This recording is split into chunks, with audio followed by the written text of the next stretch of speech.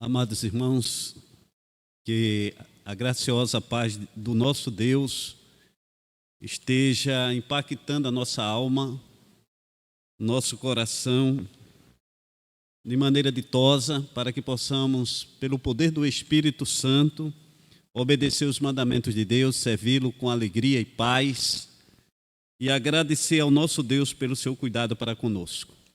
Abramos a palavra de Deus no livro de Malaquias, capítulo 1, de 1 a 5. Nós vamos buscar, pela graça eterna de Deus, vivenciar um pouco essa história passada, que trouxe lições preciosíssimas para o povo de Deus na história, e para advertir também, iluminar a alma, cansada, fadigada por causa do pecado, restaurar o ânimo do povo e trazer, de certa forma, um avivamento para aquela geração. E queremos, assim, tirar algumas lições aqui, do versículo de 1 a 5, e depois, de 6 a 14, nós iremos aplicar o texto de forma prática, bem objetiva, trazendo algumas aplicações com relação ao culto e adoração bíblica para o louvor da glória de Deus. Amém. Sentença pronunciada pelo Senhor contra Israel por intermédio de Malaquias. Eu vos tenho amado, diz o Senhor, mas vós dizeis em que nos tens amado? Não foi Esaú irmão de Jacó? Diz o Senhor, todavia amei a Jacó. E o texto diz, porém, aborreci a Esaú e fiz dos seus montes uma assolação e dei a sua herança aos chacais do deserto. Se Edom diz, fomos destruídos, porém, tornaremos a edificar as ruínas. Então diz o Senhor dos Exércitos, eles edificarão, mas eu destruirei. E Edom será chamado terra de perversidade, povo contra quem o Senhor está irado para sempre. Posteriormente o texto diz, os vossos olhos o verão, e vós direis, grande é o Senhor, também fora dos limites de Israel. Aqui nessa contextualização, podemos pensar um Deus que salva judeus e gentios, dentro desse contexto. Um Deus que abrange o processo da salvação. E isso é uma verdade em todo o Antigo Testamento. Senhor nosso Deus, pedimos ao Espírito Santo que avive o nosso coração com as tuas promessas e renove os nossos corações com a tua palavra nesta noite. Agradecemos pela família cristã, pela oportunidade de estarmos aqui trazendo a palavra, e o que o Senhor nos abençoe o pastor desta igreja também, o Jorge, sua esposa e família, e sua mãe que está presente em toda a igreja. Amém. Amém, meus irmãos. Amados irmãos, brevemente, de certa forma, eu estava fazendo um trabalho missionário em Tucuruí, cidade do Pará, e de Tucuruí eu me desloquei a caminho de Altamira, Pará. E foi para realizar um culto bíblico, um culto a Deus, naquele lugar. Eu parei no meio do caminho, aproximadamente 6 horas de Altamira, numa estrada totalmente de barro, e ali fiquei numa fazenda por volta, uma semana inteira numa fazenda, pregando o evangelho, de casa em casa, e assim cuidando de algumas igrejas, pequenas igrejas na região ali. E de repente, depois eu fui me deslocar para a Bacia Amazônica. E na Bacia Amazônica eu tive de viajar numa moto, aproximadamente 3 horas de moto, para cultuar a Deus em cima da floresta amazônica, numa igreja de madeira. Então nós andamos aproximadamente 3 horas, e no caminho daquela jornada, uma das motos quebram, e nós deixamos um missionário na estrada cuidando da moto, e eu fui com outro missionário em outra moto. E ali nós fomos e voltamos, e o missionário lá já à noite. Então, eu tive a curiosidade de perguntar àqueles irmãos onde eles moravam, e eles me pediram para permanecer lá à noite, mas eu retornei já no fim da noite, e aqueles irmãos disseram assim, eu moro a 2 horas daqui, outros, eu moro a 1h30, outro, eu moro aproximadamente 50 minutos daqui, ninguém morava perto da igreja. Por fim, a igreja era num monte de madeira, você via ela de longe, e ao redor era só floresta. Outros chegavam de cavalo, outros chegavam de bicicleta, poucos de moto, a maioria a pé. Eu observei esse fato e isso nunca esqueci, do esforço daquela comunidade e a vontade de adorar a Deus. Ali nós pregamos, falamos do amor de Cristo e ali ficamos uma tarde inteira pregando o amor de Cristo. Quando foi para retornarmos de moto, nós viajamos mais quase 3 horas de moto para chegar numa fazenda para, no domingo, pregar novamente em outra fazenda. Então, às vezes, nós pensamos e achamos...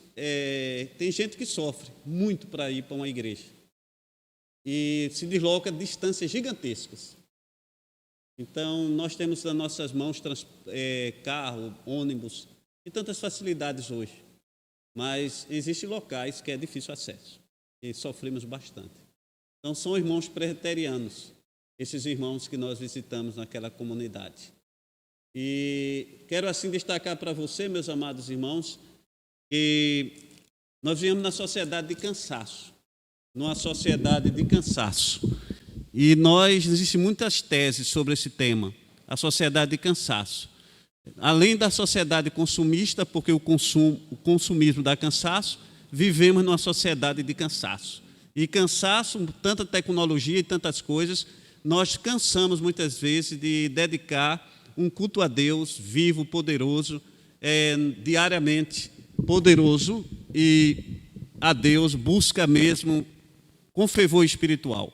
A pior coisa da nossa existência é essa perda de fervor espiritual, de dormência, é onde Deus diz para a igreja de Laodiceia, estava a ponto de vomitá-la. Esse indiferentismo, não é? Essa questão de não buscar Deus com fervor. Então, esse contexto vai se adentrar dentro disso. O texto, se nós olharmos a temática desse livro, a temática do capítulo 1, 2 e 3, é um chamado ao arrependimento. É um chamado ao arrependimento. Se você observar, até o título do profeta, o meu mensageiro, o mensageiro, nós vamos lembrar de João Batista. Se você observar o versículo já inicial, sentença pronunciada pelo Senhor contra Israel por intermédio de Malaquias. Sentença é peso, é fardo. Eu estava ali, o pastor Jorge trazendo a palavra, dirigindo o culto, eu lembrei que se o pregador for pregar heresia, existe uma história, está colocada em alguns livros dos puritanos, era como a boca de um peixe engole o pregador. Primeiro a ser engolido é o pregador. Eu estava olhando de longe e observei porque os púlpitos antigos na Europa tinham uma boca de peixe, tipo boca de peixe. Então, o primeiro a ser engolido era o pregador. Então, o compromisso do pregador é com as santas escrituras, a palavra de Deus. A sentença é peso, é um fardo para o pregador, mas ele teria que pregar aquilo que o Senhor teria que ensinar à igreja, ao povo daquela época. Observando o contexto, nós vamos observar também o meu mensageiro. A ideia aqui é uma ideia de arrependimento, um chamado ao arrependimento para aquele povo que está de retorno depois de 70 anos cativo para a Palestina. E nós vamos ver, diante dessa situação, que a palavra é para voltar para Deus. Voltar para Deus. Por isso o texto vai nos falar sobre esse primeiro capítulo aqui, de 1 a 5, depois dos capítulos anteriores, sobre a decadência espiritual do povo de Deus naquela época, os sacerdotes. Posteriormente, o texto vai nos falar e mostrar no capítulo 3, o meu mensageiro preparar o caminho do Senhor. Vamos olhar no capítulo 4, também a conversão dos pais aos filhos. A ideia também de preparar o caminho do Senhor. E nós vamos perceber que o clamor, capítulo 3, é um clamor por arrependimento. Você vai observar que no capítulo 3 vai falar, roubarás um homem a Deus. Então, trazer de volta, chamar a atenção para um povo, para aquele povo da aliança, o povo se arrepender dos seus pecados. Então, se você observar, é uma chamada ao arrependimento. Lutero defendia que o avivamento da igreja começa com arrependimento. Isso ele se escreve nos primeiros capítulos, das 4 primeiros capítulos da 95 tese dele, sobre o arrependimento. E é importante observar que os profetas menores, a mensagem deles era sobre arrependimento, para que o povo se arrependesse dos seus pecados.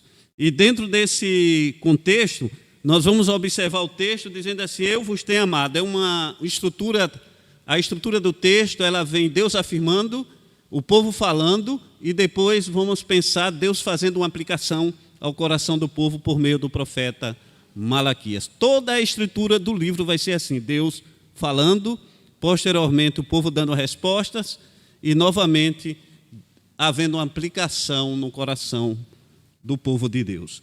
E o texto vai mostrar para que aquele povo pudesse observar que estava frio, precisando voltar para Deus. E a primeira afirmativa do texto é essa: eu vos tenho amado. Eu vos tenho amado. E depois o povo responde: mas vós dizeis, em que nos tens amado? A palavra é essa, vamos pensar. O texto fala sobre o amor de Deus, a eleição soberana, Deus escolhendo o seu povo soberanamente, observe isso. E depois o povo que eleito questiona, duvida e questiona. Em que nos tens amado? Deus ama, eu vos tenho amado. E Deus mostra. E o povo faz uma crítica de maneira cínica, observa o texto e diz: olha, falta promessa a se cumprir. Era esse o contexto. Promessas a se cumprir que não se cumpriu, falada pelos profetas. E o povo, afastado de Deus, de maneira cínica, disse: mas não se cumpriu determinadas promessas. E é interessante que o texto mostra promessas como promessas que foi profetizada por Ezequiel, e várias promessas não se cumpriu. E o povo questiona: em que tens amado? Se formos medir o amor de Deus por coisas, estamos perdidos. Se formos medir o amor de Deus, Deus cuida de cada um de nós. Mas se formos medir o amor de Deus por prosperidades e riquezas e bens, estamos perdidos. Nós precisamos amar a Deus, porque Deus nos ama em nome de Jesus, independente de qualquer coisa. Amém? Deus nos ama. Então essa era a questão do texto. Às vezes passamos por essa situação. Achamos que numa crise ou alguma dificuldade que passamos, começamos a duvidar. Tem nos amado. Eu vos tenho amado. É verdade? Deus tem me amado verdadeiramente? E esses problemas não se resolvem? Doença, enfermidade, problemas vindo à nossa casa, crises, isso não resolve. Tem me amado? Então essa era a questão aqui patente no texto. Olha, estou sofrendo por causa disso. E o povo questiona, o povo eleito. A Deus faz uma terceira afirmação que se encontra aqui posteriormente do texto, versículo 3. Não foi, no final do texto do capítulo 2, não foi Esaú, irmão de Jacó? É a pergunta. Diz o Senhor: todavia amei a Jacó. Todavia amei a Jacó. O versículo 3 diz: porém aborreci Esaú. Fiz dos seus montes assolação e dei a sua herança aos chacais do deserto.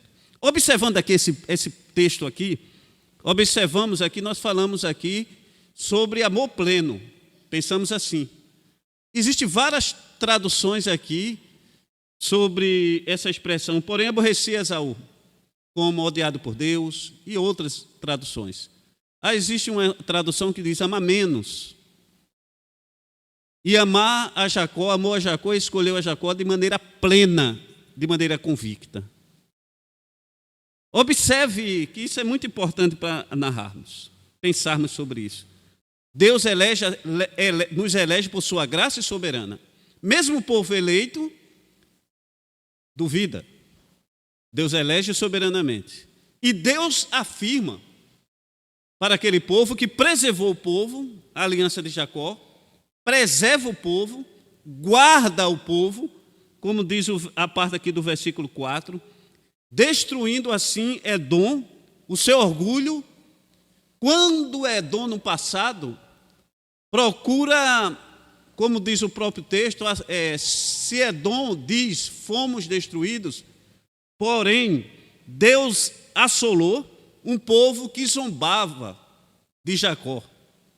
Deus assolou Edom, destrói por causa disso. Isso se encontra no livro de Obadias, capítulo de 11 a 14 diante. O povo se alegra, o povo de Edom, com o sofrimento de Jacó.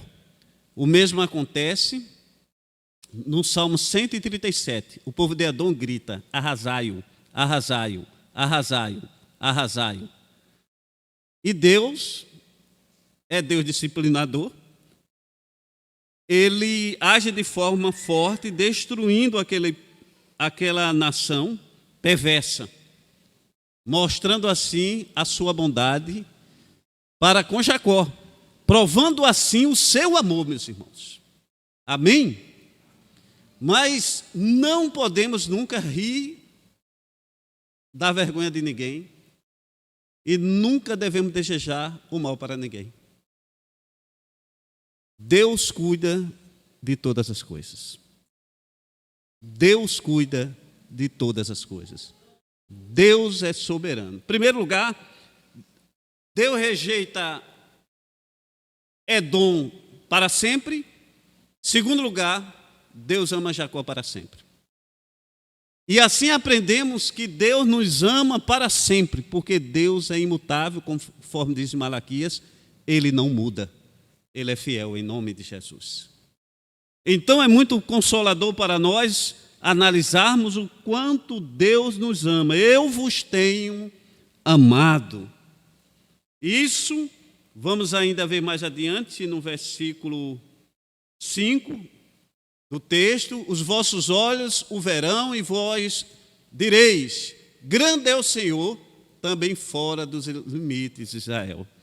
Assim aprendemos o quanto Deus é soberano, grande, poderoso para salvar. Essa verdade se encontra também, se você observar essas verdades, nós vamos perceber no Salmo 18, no final do Salmo 18 diz assim, no final do Salmo 18, diz assim, versículo 49, glorificar-te-ei, pois, entre os gentios, ó Senhor, cantarei louvores ao teu nome. Então Deus é um Deus pactual, que salva o povo judeu, salvou e salva, continua salvando, mas também é um Deus que salva também gentios. É isso que diz o texto. Então, meus amados irmãos, Deus é soberano. Aprendemos também, dentro desse texto, que Deus guarda a menina dos seus olhos. Deus guarda a menina dos seus olhos. Isso é muito importante. Então, as lições aprendidas nesse texto: em primeiro lugar, Deus nos elege soberanamente, porque Ele é fiel, Ele nos tem amado, vos tem amado, Ele nos elege. Segundo, aqueles que estão duvidando, questiona a sua eleição. Terceiro lugar, Deus mostra que é fiel, que ama de maneira plena, amou a Jacó de maneira plena e convicta. Nos diz também o texto que Deus não nos rejeitou para sempre, Ele continua nos amando, em nome de Jesus. Deus não nos rejeita para sempre, Ele nos ama, em nome de Jesus. Ele cuida de cada um de nós. Não podemos assim jamais duvidar do amor de Deus, porque Deus é fiel em todas as coisas. Aqui o texto nos mostra sobre o amor incondicional do nosso Deus. É um chamado ao arrependimento.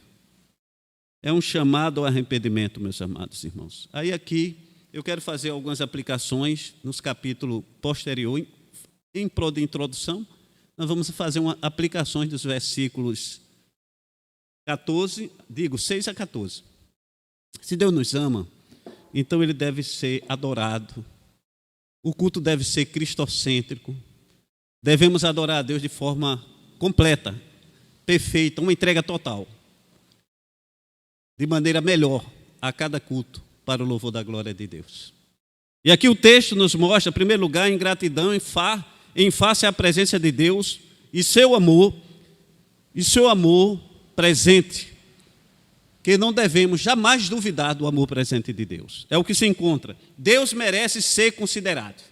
É o que diz o versículo 6. O filho honra o pai e o servo ao seu senhor. Se eu sou pai, onde está a minha honra? E se eu sou Senhor, onde está o respeito para comigo? Diz o Senhor dos exércitos a vós outros, ó sacerdotes, que desprezai o meu nome, vós dizeis, em que desprezamos nós o teu nome? Observemos que toda a Bíblia temos aproximadamente mais de 300 vezes o nome Senhor dos exércitos. E nesse texto de Malaquias são 24 vezes. A ênfase do texto está no poder do nome de Deus. O Senhor dos exércitos, o nome pessoal presente. E aqui o povo mostra em que desprezamos nós o teu nome. E observemos no versículo 13, e dizeis ainda, que canseira, primeira parte do texto, que canseira, que enfado. Versículo 13, que enfado. 1,13, que enfado. Observemos que Deus, eu quando li esse texto, eu muito me observei o texto e pesquisando, observei que a maior oferta de Deus para nós é Cristo. Amém? Devemos agradecer e ofertar a Deus com gratidão, porque a maior oferta é Deus. E a nossa maior oferta, olhando desse prisma, nessa visão, é quando nós nos entregamos de coração e alma total a Deus. É uma entrega total. É isso que diz o texto. A vós outros, está falando para que a entrega seja primeiro pessoal, total. Você se entrega a Deus pessoalmente, para depois entregar a sua oferta no altar. É isso que diz o texto. O texto vai mostrar isso, que devemos ofertar aquilo que Paulo diz em Romanos 12, 1 e 2. Uma entrega total. Sacrifício vivo, santo e agradável a Deus. É uma entrega total a Deus. Seu culto, seu coração, suas emoções, sua mente, sua alma, seu vigor, sua força, sua energia, sua alegria. Amém, meus irmãos? Sua força. Quando abraçar alguém que está ao seu lado, isso a título de ilustração, você deve abraçar seguro, porque Deus nos abraça com segurança e com amor. Deus jamais nos soltará. Então devemos estar firmados nisso. Vir ao culto a Deus com alegria, com paz, com satisfação, com entrega total a Deus. Com um culto cristocêntrico, onde Cristo, Deus, é o centro desse culto. Ali estava um culto insincero e sem proveito. Aqui é uma advertência para que haja um culto voltado para Deus, em nome de Jesus. Amém? Eu tirei um culto, não agora, mas muitos anos atrás, ouvindo uma mensagem de Augusto Nicodemo nesse texto, ele disse que tem momentos para a igreja cultuar a Deus, é preciso o Ministério Louvor fazer um esforço gigante. Gigante. O louvor faz um esforço gigante para que a igreja participe. Mas eu nunca esqueço dessa frase. O Augusto diz, Nicodemos, pastor, que o louvor pula, salta, para ver se a igreja... Mas não é maravilhoso, irmãos, quando o Espírito Santo paira e reina nos nossos corações na adoração? Amém, meus irmãos? Sem esforço, sem agonia, sem qualquer coisa, mas o Espírito paira e nós percebemos a presença de Deus. Amém? Não é um Deus ausente, é um Deus presente que se manifesta nos louvores, no coração da igreja. Um Deus que está vivo, presente, alimentando a nossa alma, o nosso espírito, para que possamos nos tornar pessoas cada dia santa para o louvor da glória de Deus. É um Deus presente. Por isso, quando falamos para casais, estudo para casais, tem um livro, não sei se é 5 linguagens do amor, ou é 7, eu não sei, não estou bem lembrado do livro, Gary Chapman, 5 linguagens. Eu vi outra tese dos psiquiatras, que são 9 linguagens. E uma mudança de um estudo era a presença. Ele muda aquela última, a qualidade pela presença. Então é isso, meus irmãos. O que nós podemos destacar nessa lição do culto a Deus, voltar a Deus em comunhão e arrependimento, é a presença de Deus. Deus não está ausente, Ele está presente. Amém? Deus está presente. Deus está presente. Então, Ele não está ausente como o marido ausente. Por isso que o texto vai começar, ô filho, honra o pai. Ele não está ausente, Deus é um Deus paterno, Ele está presente. Essa é uma lição preciosa. O culto a Deus deve oferecer algo com valor, mas aqui estava oferecendo algo sem valor. Por isso o texto nos mostra nos versículos aqui, cego, as ofertas eram cego, animais cegos, animais que não tinham valor nenhum. E além disso, eles diziam, estamos cansados. Porque, irmãos, eu creio assim, e dentro das Escrituras, que quando nos envolvemos com Deus, é porque Deus já se envolveu conosco. E quando Deus se envolveu conosco, Ele aviva a nossa alma, em nome de Jesus. Amém? Deus ama o seu povo, vos tem amado, em nome de Jesus. É um clamor ao arrependimento. Primeiro lugar, a ingratidão. A ingratidão. Podemos destacar que Deus mostra, aqui no texto, revela a ingratidão. Por tudo aquilo que Deus é, por tudo aquilo que Deus fez, há uma ingratidão.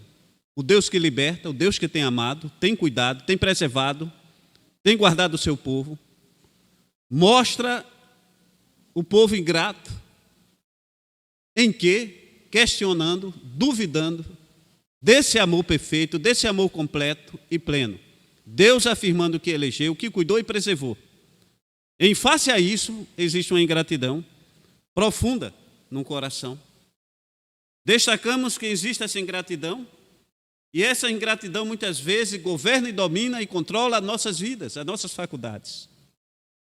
E nós precisamos dia a dia pedir ao Espírito Santo que nos socorra, para nós olharmos e percebermos o quanto Deus nos ama. O quanto Deus nos ama. Aprendemos também aqui, meus irmãos, que Deus é glorioso. Nós vamos destacar aqui algumas coisas para você lembrar sempre. Primeiro, trazer o melhor para Deus. É isso que o texto vai nos ensinar, trazer o melhor para Deus. O culto santo. Segundo, honrar a Deus. Honrar a Deus. Terceiro, Deus examina o culto e o coração. Quarto, aquele culto era inútil. Quinto, eles estavam enfadados. Sexto, reconhecer a grandeza de Deus, porque eles estavam indiferentes. Reconhecer a grandeza de Deus, porque eles estavam indiferentes. Isso nós vamos vendo aqui em todo o livro. Vamos ficar de pé e abrir o texto e lermos juntos? Para encerrarmos com a aplicação final. Amém? O texto já está. Vamos ler de maneira aqui, junto toda a igreja, de 6 a 14. O filho honra o pai. Leamos.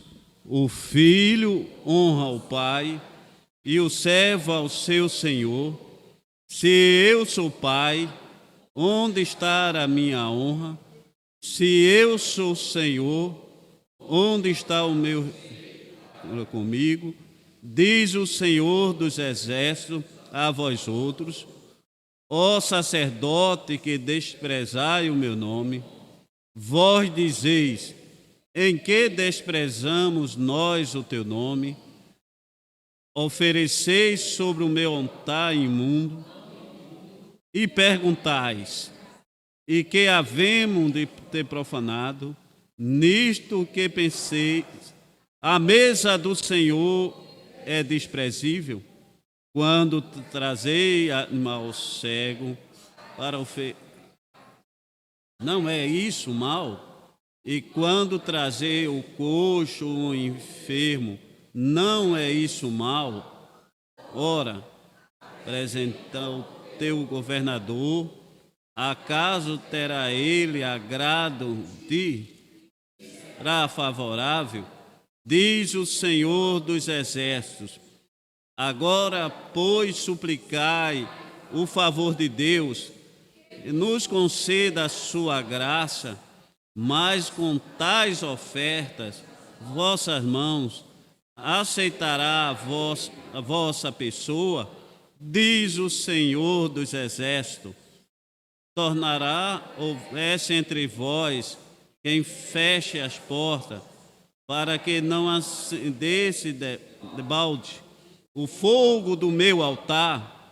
Eu vos tenho prazer em a vossa oferta, mas desde dentro do sol até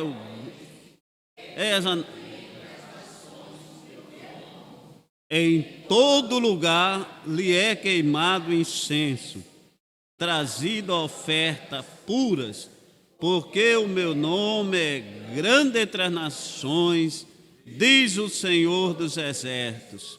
Mais profundo. A mesa do Senhor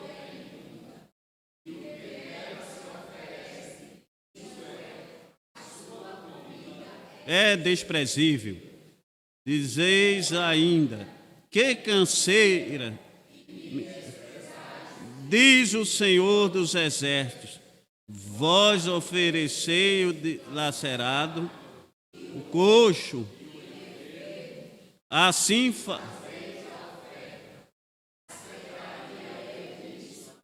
a mão, diz o Senhor, pois maldito seja o enganador que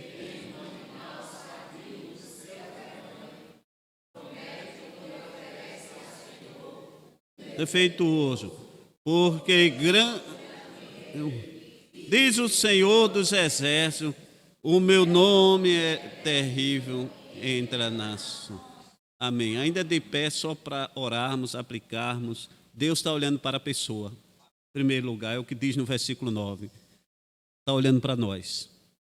E depois, o povo santo que serve a Deus. E posteriormente, Deus diz aqui no texto, é melhor fechar essa porta, por causa dessa infidelidade que havia no coração do povo.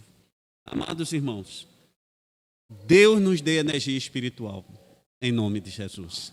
Nos dê força espiritual, coragem espiritual e fervor espiritual, em nome de Jesus. Deus avive a cada um de nós. Pai Santo, nos aviva em nome de Jesus. Pai Santo, nos santifica para o louvor da Tua glória. Pai Santo, nos ajuda a entendermos, ó Deus, que o Senhor deve ser considerado, honrado e glorificado. O Senhor ama a sua glória. O Senhor é perfeito em todas as coisas. O Senhor nos elegeu e o Senhor nos ama. Amor no passado, mas continua nos amando hoje e para todo sempre. Por isso, restaura dia a dia a vida de culto, de adoração em nome de Jesus. Pai Santo, nos ajuda, ó Deus, a viver com alegria e entusiasmo para o louvor da Tua glória. Salva-nos, Deus, da preguiça espiritual. Renova a nossa alma.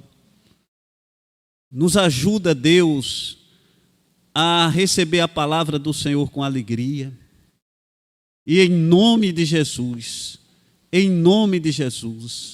santifica-nos para o louvor da tua graça e glória. Porque o Senhor é grande entre as nações. O Senhor é poderoso para resolver todos os nossos problemas. Deus é fiel em todas as coisas. Deus, não permita que venhamos duvidar do teu amor.